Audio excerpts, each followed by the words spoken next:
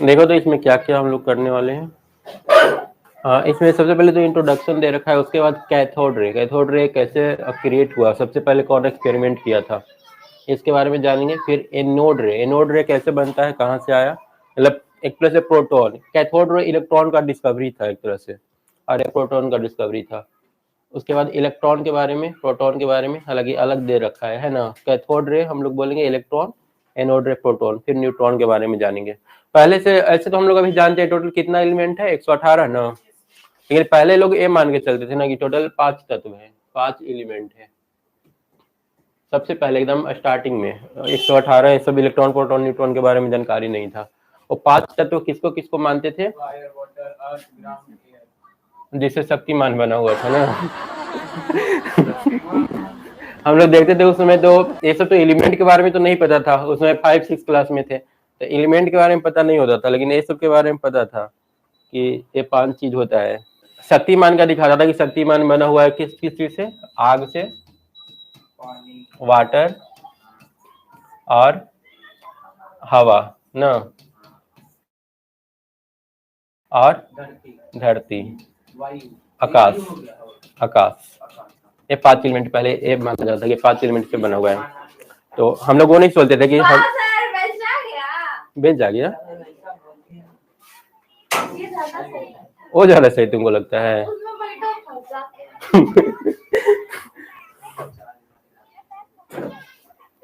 चलो देखो छोड़ो, ठीक है ना। तो उस समय हम लोग को लगता था कि सिर्फ शक्तिमान इस चीज से बना हुआ है, पर मान्यता था कि पूरा दुनिया इसी से बना हुआ है, ये 5 चीजों से। फिर बाद में पता चला कि नहीं, दुनिया तो 118 चीजों से बना हुआ है ना। तो 118 में, हाँ अभी तो 118 है ना टोटल, अभी पीरियोडिक टेबल में हम लोग 118 पढ़ते हैं। हाँ अगर नया मिलेगा तो फिर बढ़ेगा, मिलेगा तो बढ़ेगा। देखो तो इंट्रोडक्शन में क्या दे रखा है, एटम्स आर मेड ऑफ 3 सब एटॉमिक पार्टिकल, इलेक्ट्रॉन प्रोटॉन और न्यूट्रॉन। ये अभी का बोल रखा है कि इलेक्ट्रॉन प्रोटॉन और न्यूट्रॉन का बना होता है। इलेक्ट्रॉन है नेगेटिव चार्ज, प्रोटॉन पर पॉजिटिव होता है, और न्यूट्रॉन पर कोई चार्ज नहीं होता है, लेकिन मास होता है ना। हाइड्रोजन का मास कितना होता है पता किसी को, हाइड्रोजन का मास और हीलियम का मास। हाइड्रोजन में इलेक्ट्रॉन कितना होता है, 1 इलेक्ट्रॉन और 1 प्रोटॉन। इसे पता है न्यूट्रॉन नहीं होता है। हीलियम में 2 इलेक्ट्रॉन, 2 प्रोटॉन, 2 न्यूट्रॉन। तो जब कोई मास पूछेगा ना कि हाइड्रोजन का मास कितना होगा, तो हम लोग कितना बोलेंगे, 1 AMU, है ना, 1 AMU। नहीं न्यूट्रॉन का नहीं, इलेक्ट्रॉन का निग्लेजिबल होता है। इलेक्ट्रॉन का मास प्रोटॉन के मास का कितना होता है, इक्वल। इलेक्ट्रॉन नहीं, न्यूट्रॉन और प्रोटॉन का इक्वल होता है। अच्छा, इलेक्ट्रॉन का कितना होता है, इलेक्ट्रॉन का 1/1.86। नहीं इलेक्ट्रॉन देखो, न्यूक्लियस में जो रहता है ना, न्यूक्लियस में प्रोटॉन और न्यूट्रॉन रहेगा और बाहर में इलेक्ट्रॉन रहेगा। इलेक्ट्रॉन जो होता है ना, इन दोनों के वेट का 1840 टाइम्स हल्का होता है ना। तो इसमें जब इसका मास हम लोग जोड़ेंगे ना तो 4 AMU आएगा, पर इसका जब मास जोड़ेंगे ना हाइड्रोजन का, तो कितना आएगा, 1 AMU ना, एक प्रोटॉन का सिर्फ, बस। देखो उसके बाद आगे देखो, प्रोटॉन और neutron are present in a small nucleus at the centre of atom. Proton और न्यूट्रॉन कहाँ होता है, न्यूक्लियस पर होता है। Electron outside the nucleus, electron कहाँ होते हैं, न्यूक्लियस के बाहर। The atom of different element differ in the number of electron, proton और न्यूट्रॉन। डिफरेंट जो एटम होता है उसका इलेक्ट्रॉन प्रोटॉन की संख्या अलग अलग होगा। जैसे यहाँ पर हाइड्रोजन के केस में 1 इलेक्ट्रॉन 1 प्रोटॉन है, तो हीलियम के केस में 2 इलेक्ट्रॉन और 2 प्रोटॉन है। उसके बाद देखो कैथोड रे किस तरह से बना था। कैथोड रे एक्सपेरिमेंट करने के लिए, ठीक है, कैथोड रे देखो, अरे देखना उधर निकाल देंगे बाहर। कैथोड रे का पता करने के लिए पहले क्या हुआ था, मैं एक साइंटिस्ट था, वो इस टाइप का एक तो सिलेंडर लिया था, ठीक है ना। इसमें तुम्हारा 2 तरफ लगा हुआ था प्लेट, यहाँ एक प्लेट लगा हुआ है, एक यहाँ प्लेट लगा हुआ है। प्लेट मतलब क्या, पूरा पैक किया हुआ? हाँ पूरा पैक किया हुआ था। इसके अंदर से एक तो वैक्यूम पंप लगा करके और सारा एयर निकाल लिया था, मतलब यहाँ पर एटमॉस्फेरिक प्रेशर नहीं, प्रेशर बहुत कम यहाँ का रखा था। उसके बाद यहाँ पर क्या किया, हाँ स्पेस टाइप बना दिया था, वहाँ पर कुछ भी नहीं था अंदर, वैक्यूम था। नहीं प्रेशर इसके अंदर कम रहेगा ना, तो इलेक्ट्रॉन को अगर यहाँ से निकल रहा है, निकलने में उसको सुविधा होगा, नहीं तो अगर प्रेशर रहेगा तो दबा करके रखेगा इलेक्ट्रॉन को, जल्दी इलेक्ट्रॉन निकलेगा नहीं। प्रेशर अगर बाहर से पड़ रहा है तो इसमें से पार्टिकल को निकलने थोड़े देगा, वो तो पार्टिकल को दबा करके रखेगा। उसके बाद क्या किया ना कि प्रेशर कम करने के बाद यहाँ पर हाई वोल्टेज सप्लाई किया। हाई वोल्टेज सप्लाई किया तो एक तो निगेटिव था और एक तो पॉजिटिव टर्मिनल था। जैसे ही हाई वोल्टेज देता है ना, देखता है कि यहाँ से कुछ रेज निकल करके इसमें इंटर कर रहा है।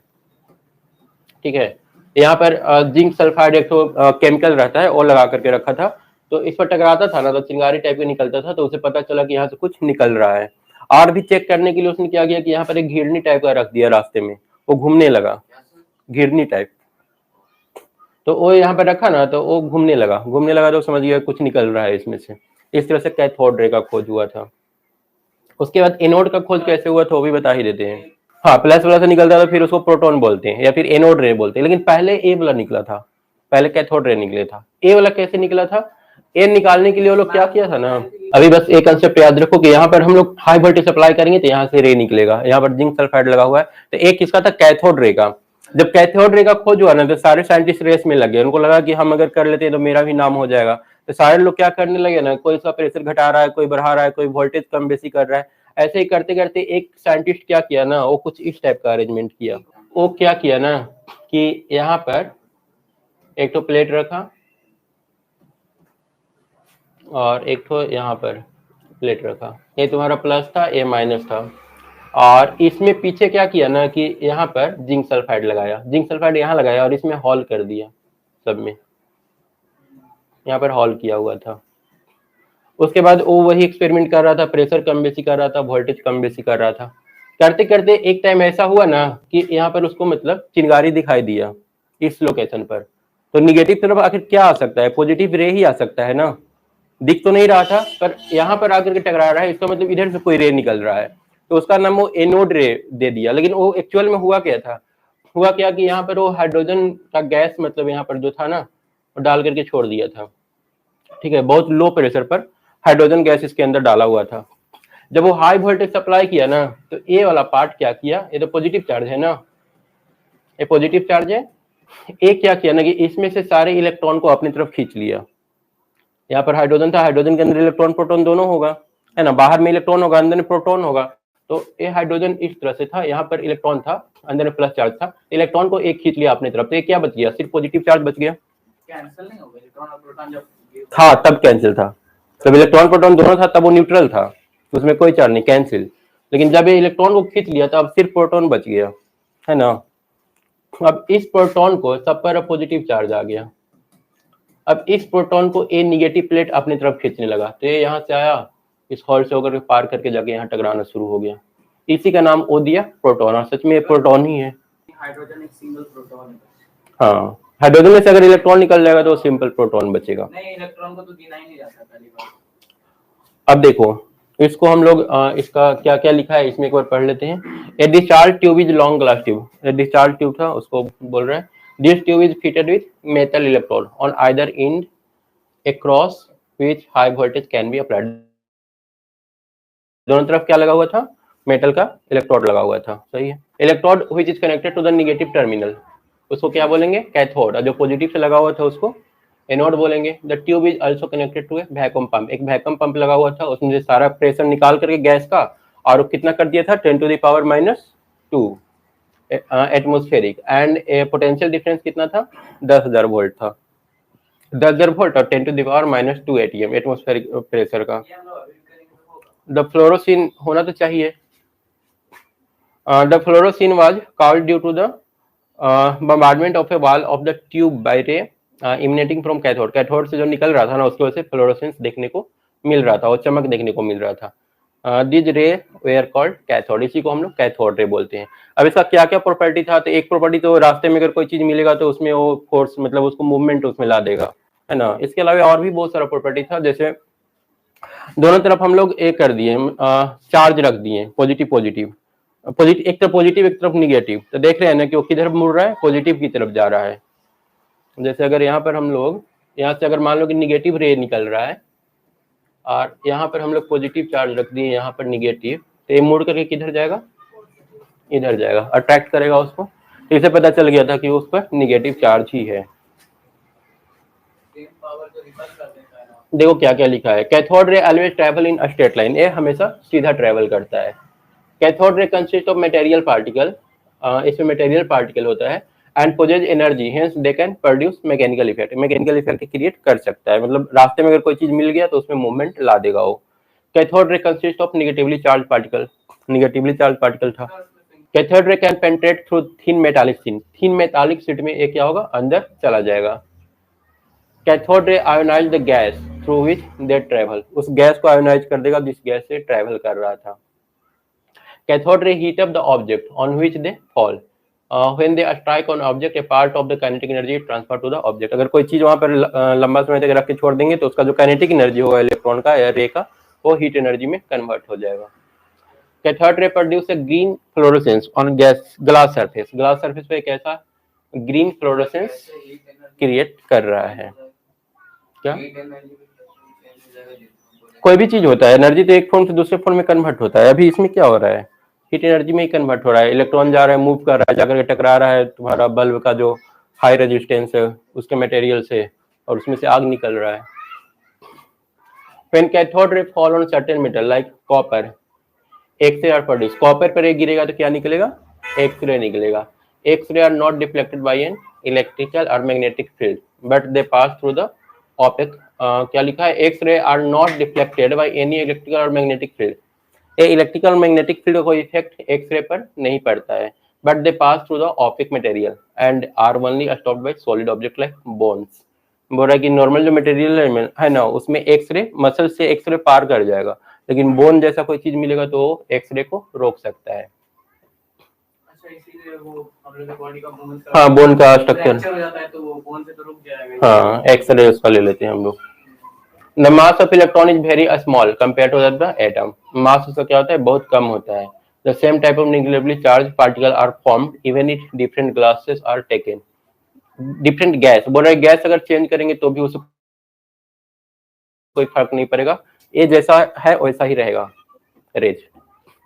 उसके बाद फिर एनोड रेज के बारे में दिया हुआ है, इसमें देखो होल इसमें बनाया गया था। इसमें क्या क्या करना है बता तो दिए ही है, हॉल एक रहेगा। The pressure in the tube is decrease, pressure यहाँ पर देखो थोड़ा सा कम किया है। It was observed that in addition to cathode ray a new kind of ray are also found, एक नया रे निकल रहा था through the perforation of the cathode, cathode में होल किया हुआ था है ना, उससे वो रे निकल रहा था, पास हो रहा था। दीज रे travelled in opposite direction of the cathode ray, cathode के अपोजिट डायरेक्शन में जा रहा था क्योंकि जिधर एनोड लगा हुआ था वहां पर जाकर टकरा रहा था, वहां पे चिंगारी निकल रहा था। Opposite direction of the cathode ray and pass through the hole of the cathode and struck the other end of the charge tube.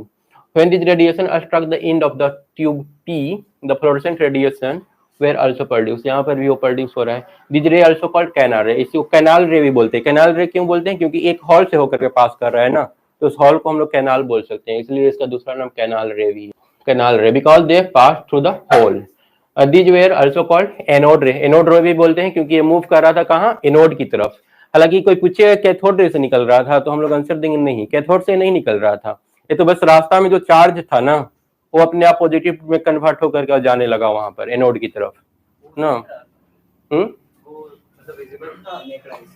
Visible नहीं था पर कंसेप्ट जो थ्योरी था ना उसके अनुसार वो जो चार्ज था तुम्हारा वो कन्वर्ट हो रहा था पॉजिटिव में, गैस जो भी हम लोग डालते थे ना, विदाउट गैस वो नहीं क्रिएट हो रहा था, गैस डालने के बाद ही बन रहा था वो, तो लोग मतलब सोच लिए पॉजिटिव चार्ज से ही हो रहा है। तो ये अगर कोई पूछेगा ना क्या है मतलब कैथोड जो तुम्हारा है उससे निकलता है, तो हम लोग बोलेंगे नहीं, ये बीच रास्ते से ही बन करके और एनोड की तरफ भागता है, सिर्फ एनोड की तरफ भागता है इसलिए इसका नाम एनोड रे हो गया, जबकि कैथोड रे में वो कैथोड से निकल रहा था ना। प्रॉपर्टी क्या है एनोड रे का, anode ray travel in a straight line, anode ray consist of material particle था। Anode ray are deflected by electric field में डिफ्लेक्ट हो जाएगा, दोनों तरफ अगर पॉजिटिव और नेगेटिव चार्ज रखोगे ना तो डिफ्लेक्ट होगा वो। Anode ray are deflected by magnetic field में ही डिफ्लेक्ट हो जाता है। कोई भी चार्ज पार्टिकल जब मैग्नेटिक फील्ड के पास गुजरता है ना तो उसमें डिफ्लेक्शन होना ही होना है, ठीक है, तो मैग्नेटिक फील्ड में वो डिफ्लेक्ट हो जाएगा, उसको फोर्स लगता है, कितना फोर्स लगता है, Q into V sine theta. अगर कोई चार्ज है ना, जैसे मान लो कि यहाँ पर हम मैग्नेट रख दिए, नॉर्थ पोल यहाँ पर साउथ पोल, और इस तरह से मैग्नेटिक फील्ड है। अगर यहाँ पर कोई चार्ज आएगा ना तो उसको फोर्स लगेगा Q into V into B sine theta. जहाँ पर Q चार्ज है, V उसका वेलोसिटी है, किस स्पीड से जा रहा है। रुका हुआ है तो फोर्स नहीं लगेगा, सिर्फ चलेगा, वेलोसिटी रहेगा तभी फोर्स लगेगा। अभी तुम्हारा मैग्नेटिक फील्ड का वैल्यू है, बस इस तरह से हो। The charge to mass ratio of the particle in anode ray was determined by W। Charge और मास रेशियो को हम लोग कैसे निकालते हैं? W से निकालते हैं। When by using Thomson electron technique, क्या लिखा हुआ है? Charge to mass ratio of a particle in the anode ray depend upon nature of the gas. यहाँ पर गैस के नेचर पर चार्ज और मास का रेशियो डिपेंड कर रहा था। क्यों? चार्ज और मास, डिफरेंट गैस में चार्ज और मास रेशियो जो है ना वो अलग अलग आ रहा था। क्योंकि जब हम लोग हाइड्रोजन लेते हैं ना तो हाइड्रोजन में कितना होगा? यूनिट 1 AMU मास होगा इसका, ठीक है ना। और इस पर चार्ज कितना होगा? 1 तो प्लस चार्ज होगा, है ना। हाइड्रोजन प्लस H प्लस लेंगे तो उसके बाद अगर मान लो कि हाइड्रोजन की जगह हम लोग हीलियम लेते हैं तो यहाँ पर चेंज होगा। क्या चेंज होगा? चार्ज तो 2 प्लस हो जाएगा, 2 AMU 2 यूनिट, है ना, क्योंकि इसमें तो 2 प्रोटॉन है ना। और मास कितना हो जाएगा? 4, क्योंकि इसमें न्यूट्रॉन भी आ गया, तो ये डिफरेंट हो जाएगा। चार्ज टू मास रेशियो उसमें कैथोड रे में सेम रह रहा था, एनोड रे में चेंज होगा, क्योंकि एनोड रे में हम लोग अलग अलग गैस ले रहे हैं, और जब अलग अलग गैस ले रहे हैं तो सबका मास अलग अलग मिल रहा है, ठीक है ना। गैस पर ये बोल रहा है कि नेचर जो है ना इसका वो गैस पर डिपेंड करेगा। अलग अलग गैस लोगे ना तो उसका नेचर, स्पीड वगैरह सब कुछ अलग अलग दिखाई देगा। नहीं डिपेंड कर रहा था, इलेक्ट्रॉन किसी चीज पर डिपेंड ही नहीं करता है, लेकिन यहाँ पर डिपेंड कर रहा है क्योंकि तुम अलग अलग गैस लोगे तो देख रहे हो ना उसका चार्ज और मास सब कुछ बदल जा रहा है। उसके बाद इलेक्ट्रॉन के बारे में, electron was discovered by J Thomson. एक कौन डिस्कवर किया था? जे थॉमसन डिस्कवर किया था। कैसे याद रखते हैं? पेन से याद रहता है, लिखना पड़ेगा ना कि प्रोटॉन कौन बनाया। इधर भी कुछ लिखते हैं पेन, और इधर क्या लिखते हैं मुझको याद नहीं आ रहा है। प्रोटॉन, ये तो प्रोटॉन इलेक्ट्रॉन न्यूट्रॉन का हो गया। जे थॉमसन हो गया ना प्रोटॉन का, और न्यूट्रॉन का चैडविक। कैसे याद रहेगा? जे थॉमसन ना, GTC नाम से याद रखेगा, ठीक है। इलेक्ट्रॉन के बारे में और क्या क्या दे रखा है? जे थॉमसन इसको बनाया था। Cathode ray consist of a small negatively charge particle, जिसको इलेक्ट्रॉन हम लोग बोलते हैं। The electron is a negatively charge particle found in, ये सारे कुछ वही है जो कैथोड रे है, वही सब। The electron are located outside the nucleus, nucleus के बाहर एटम में रहता है। And electron is usually represented by E। Characteristic क्या है? मास इसका दे रखा है 9 × 10⁻28 ग्राम, और चार्ज कितना? 10⁻−19 कूलम। प्रोटॉन का आ जाओ, proton was discovered by Goldstein. The proton is positively charge, positive charge होता है। The proton are located in nucleus, nucleus के अंदर ही रहता है। Only hydrogen atom contain 1 proton, hydrogen के अंदर सिर्फ न्यूक्लियस में 1 प्रोटॉन होता है। बाकी कोई भी एटम जाएंगे तो वहां पर न्यूट्रॉन भी मिलेगा प्रोटॉन के साथ, और 1 से ज्यादा मिलेगा प्रोटॉन उसमें। ये प्रोटॉन किस चीज से डिनोट किया जाता है? P से, P+। कैरेक्टरिस्टिक्स क्या है? तो इसका वेट कितना हो जाएगा? 1.67 × 10⁻27 kg। इलेक्ट्रॉन से 1840 गुना भारी होता है। चार्ज कितना हो जाएगा? 1.6 × 10⁻19। चार्ज दोनों का सेम ही होता है, इलेक्ट्रॉन और प्रोटॉन का, बस उसमें माइनस साइन लगा रहता है, इसमें प्लस साइन लगाते हैं। उसके बाद last neutron. Chadwick discovered fundamental particle neutron है 1932 में, मतलब फर्स्ट वर्ल्ड वॉर के बाद बना है ना, पता चला है इसका। न्यूट्रॉन इज, न्यूट्रॉन के बाद ही एटम बम बना था ना, एटम बम का रिलेशन है ना न्यूट्रॉन के साथ। न्यूट्रॉन एटम बम के अंदर इंटर करेगा तभी विस्फोट होगा, नहीं तो विस्फोट नहीं होगा। तो 1932 में मतलब ये हुआ है, और उन लोगों का तैयार हो गया था 1945 के आसपास, अमेरिका के पास रेडी हो गया था बनके। Chadwick discovered a fundamental particle neutron. The neutron is a neutral particle found in the nucleus, ठीक है। Subatomic particle not present in hydrogen atom. Hydrogen में ये नहीं रहता है neutron. Hydrogen atom contains only 1 proton और 1 इलेक्ट्रॉन। इसको हम लोग N से रिप्रेजेंट करते हैं। इसका मास वही प्रोटॉन के बराबर है, और चार्ज तो 0 ही रहेगा, न्यूट्रल है ना, इलेक्ट्रिकली न्यूट्रल। यहाँ पर सबका ये दे दिया है, समरी दे दिया है। अब एटम कैसा था? तो एटम के बारे में किसका किसका मॉडल आया? सबसे पहले थॉमसन मॉडल आया। थॉमसन मॉडल क्या बोला था? ये बोला था कि ये जो तुम्हारा पाम पडिंग मॉडल बोला था कि मतलब इलेक्ट्रॉन और प्रोटॉन सब जो है ना इस तरह से मतलब जहां तहां बिखरा हुआ है। हाँ, एक तरबूज की भांति, मतलब जिस तरह से उसका सीड होता है ना, तरबूज में सीड जिस तरह से होता है ना, उस तरह से बोला था कि कहीं कहीं पर न्यूट्रॉन है। Thomas first propose a detailed model of atom. He proposed that an atom consists of a uniform sphere, sphere की तरह होता है, और जिसमें इलेक्ट्रॉन कहीं कहीं पर यूनिफॉर्मली डिस्ट्रीब्यूटेड होते हैं। Negative and positive charge are equal in magnitude, बोल रहा था नेगेटिव पॉजिटिव दोनों मैग्नीट्यूड में क्या होता है, इक्वल होता है। Thus the atom as a whole is electrically neutral, तो एटम क्या होता है, इलेक्ट्रिकली टोटल न्यूट्रल होता है। हाँ, थॉमसन वाला हो गया था, बता दिया था कि इलेक्ट्रिकली न्यूट्रल होता है। उसके बाद फिर रदरफोर्ड का आया था, सेकंड वाला।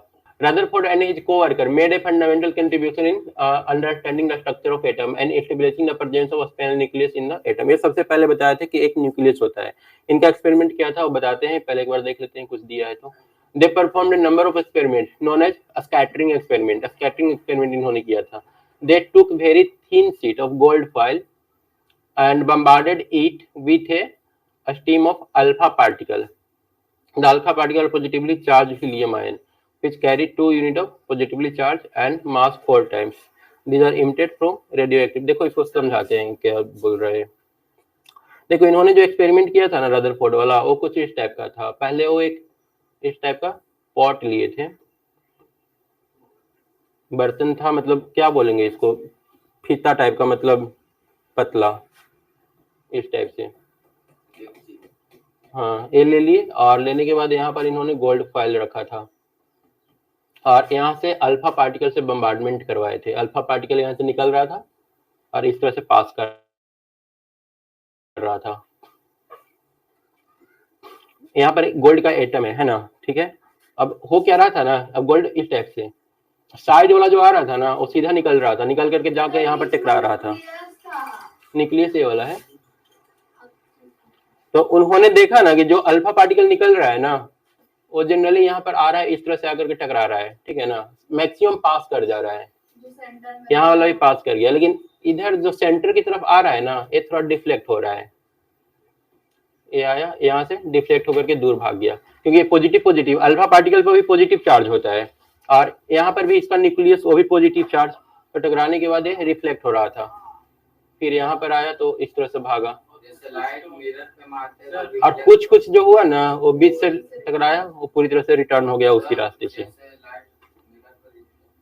हाँ, वैसे ही रिफ्लेक्ट हो रहा था, उसी टाइप से रिफ्लेक्ट हो रहा था।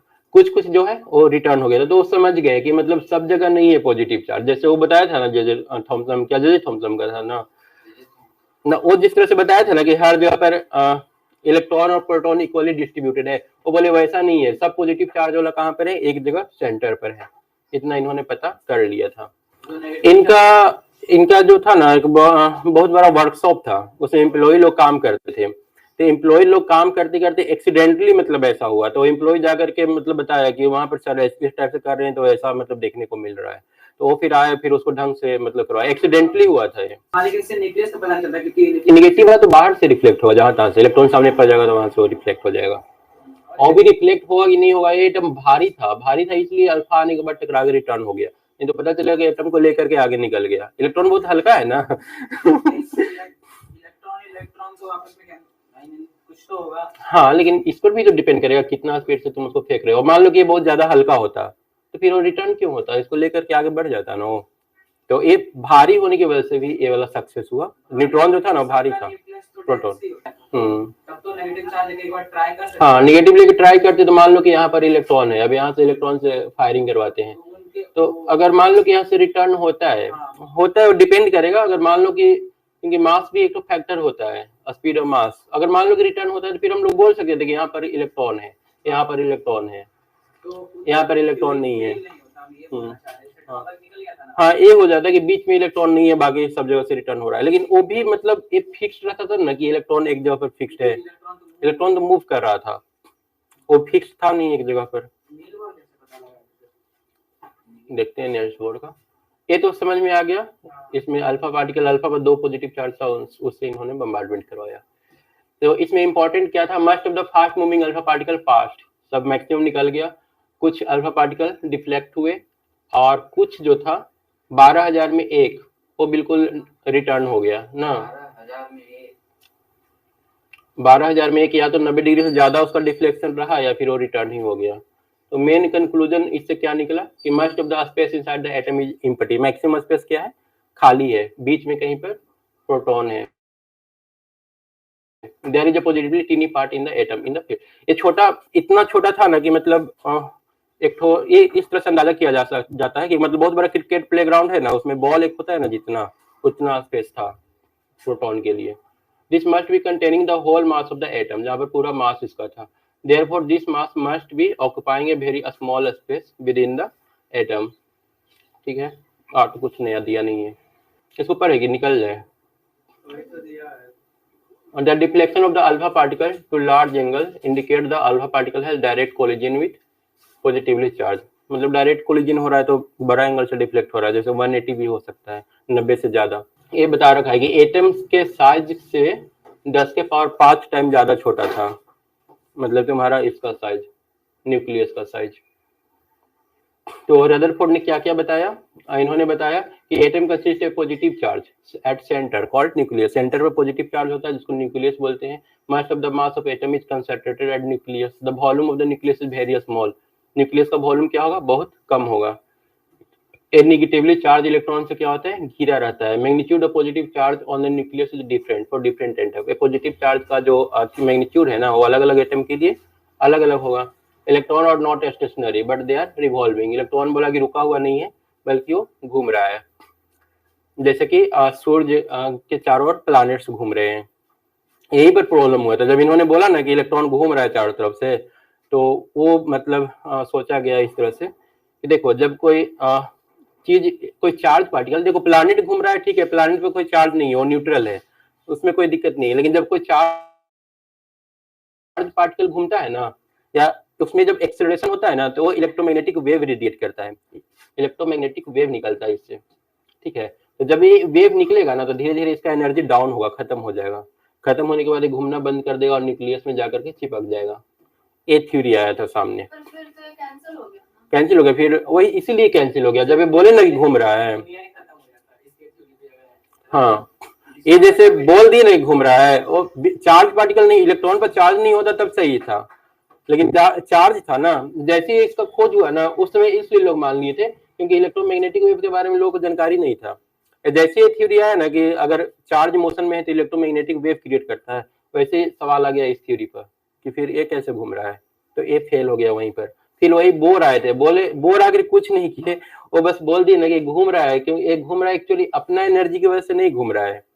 वो बोले कि जब एटम होता है ना, तो एटम के चारों तरफ एक तो अपना एनर्जी लेवल होता है इस टाइप से, और इस एनर्जी लेवल में अगर किसी इलेक्ट्रॉन को रख देंगे ना, तो अपने आप घूमने लगेगा, उसमें इसका कोई एनर्जी लॉस नहीं होगा।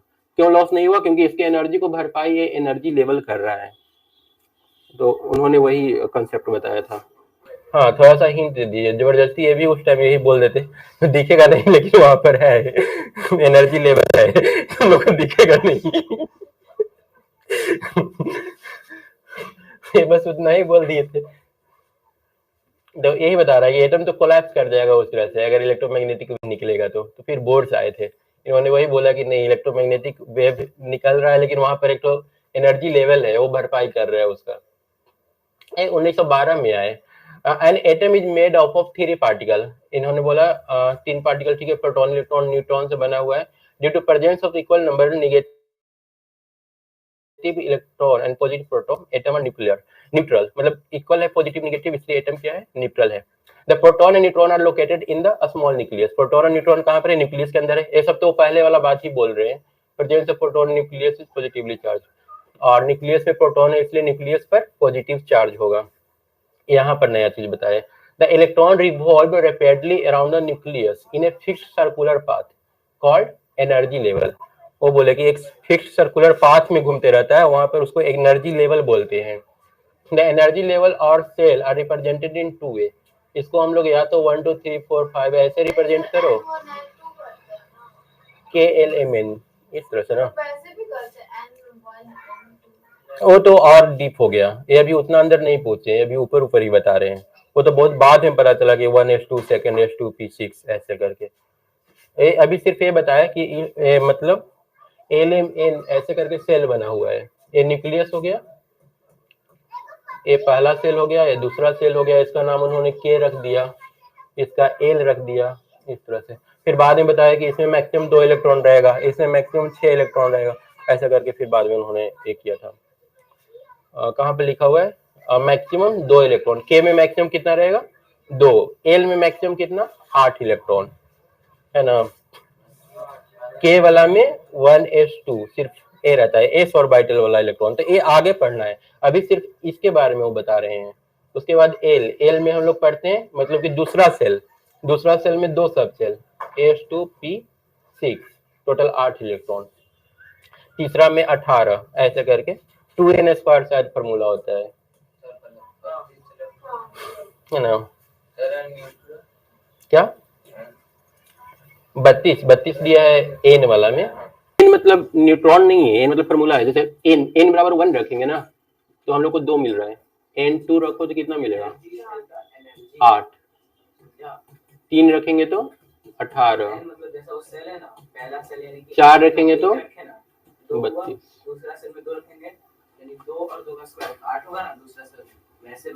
तो ये तुम्हारा वही बन गया KLMN ऐसे करके।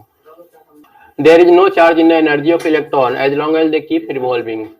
No change in the energy, बोल रहा है कि जब तक इलेक्ट्रॉन मूव कर रहा है ना उसके एनर्जी में कोई चेंजिंग नहीं आएगा। ये चीज था वही, मतलब जबरदस्ती वाला बात, क्योंकि वो एनर्जी लेवल के अंदर मूव कर रहा है।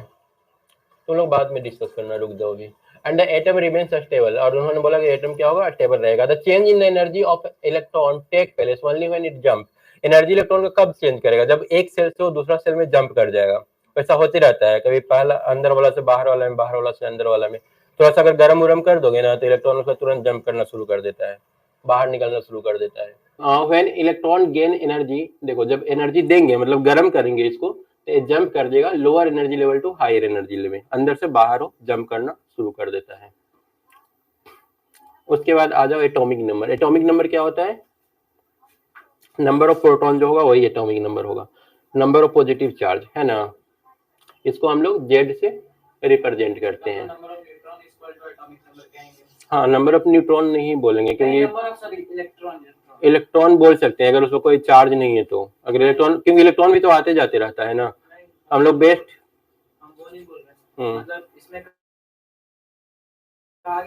न्यूट्रल एटम में इलेक्ट्रॉन बोल सकते हो। वो तो हमेशा नहीं रहता है ना, वो तो आते जाते रहता है।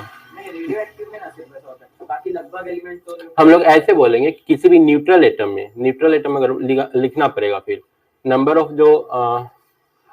जो मतलब इलेक्ट्रॉन होता है ना वो, नहीं तो सिंपल प्रोटॉन की संख्या बता दो। उसके बाद मास नंबर क्या हो जाएगा प्रोटॉन प्लस न्यूट्रॉन मिला करके। यहाँ पर देखो इस तरह से रिप्रेजेंट करते हैं, ए क्या हो गया मास नंबर, यहाँ पर दोनों सम प्रोटॉन प्लस न्यूट्रॉन मिला करके। याद रखना ये थोड़ा सा कंफ्यूजन होता है कि ऊपर मास नंबर है कि नीचे मास नंबर है। अगर दोनों का सम लिख रहे हो ना तो उसका वैल्यू हाई हो जाता है, हाई होता है तो वो ऊपर चला जाता है, और नीचे सिर्फ प्रोटॉन का संख्या जेड है ना, जो कम वाला रहेगा वो हमेशा नीचे रहेगा। समझ में आया कैसे? हाँ, एक्स बना करके नीचे जो रखेंगे ना सिर्फ प्रोटॉन की संख्या रखेंगे, और ऊपर में प्रोटॉन प्लस न्यूट्रॉन मिला करके। याद ये रखना है ना कि ऊपर में हमेशा मास लिखाता है और नीचे में हमेशा नंबर ऑफ प्रोटॉन लिखाता है। Relation between mass number and atomic number, तो मास नंबर बराबर number of proton plus number of neutron, या मास नंबर बराबर एटॉमिक नंबर, प्रोटॉन को ही एटॉमिक नंबर बोलते हैं, प्लस नंबर ऑफ न्यूट्रॉन।